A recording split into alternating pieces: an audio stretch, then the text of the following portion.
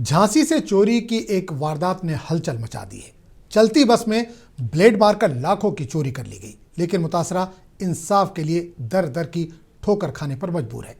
झांसी से उरई जाने वाली बस में शातिर चोरों ने सूटकेस को ब्लेड से काटकर नकद रकम और सोने के जेवरात चुरा लिए। मुतासरा जब पुलिस के पास पहुंचा तो मामला थाना हुदूद के तनाजे में फंस गया। झांसी पुलिस ने उरई भेज दिया और उरई पुलिस ने झांसी वापस कर दिया। नतीजा ये कि मुतासरा इंसाफ के लिए इधर से उधर घूमता हुआ फुटबॉल बन गया। अभी तक ना तो एफआईआर दर्ज हुई और ना ही कोई कार्रवाई हुई। आखिरकार मुतासरा ने IGRS के जरिए आला हुक्काम से इंसाफ की फरियाद की है। सवाल यही है कि क्या मुतासरा को इंसाफ मिलेगा या फाइलें ही घूमती रहेंगी। आपको क्या लगता है, हुक्काम को जल्द से जल्द मुतासरा की मदद करनी चाहिए?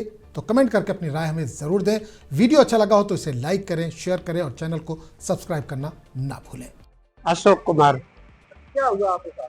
हमारे साथ झांसी से हम जैसे बस स्टॉप से बैठे तो हमने हमारे पास में 3 ट्रॉली बैग थे जो हमने ड्राइवर सीट के पीछे रखे।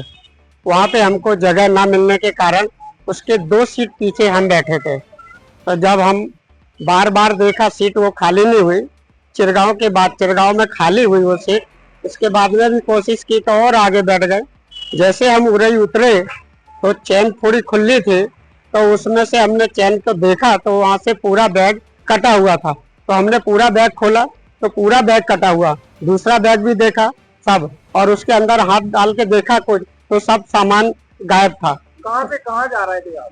हम झांसी से उरई जा रहे थे, शादी में जा रहे थे और हम गुजरात से आए हुए थे। झांसी तक हमारा सब सेफ था। क्या क्या सामान आपको गायब हुआ? बैग से उसमें एक हार है सोने का, एक मंगलसूत्र है बड़ा वाला, और एक सोने की चैन है, और 3 अंगूठी है, 3 हार है और 2 लाख कैश है। इसका सामान लेके आप कहाँ जा रहे थे? हम तो शादी में आए हुए थे सर, किसकी शादी थी? और हमारे भतीजे की शादी थी, पूरा परिवार था, सबका लेन देन। हम ज्यादा दिन में आते हैं, अपने माँ बाप के यहाँ भी जाएंगे, पापा के यहाँ भी जाएंगे, और कुछ मदद करनी थी इसलिए इतना कैश था।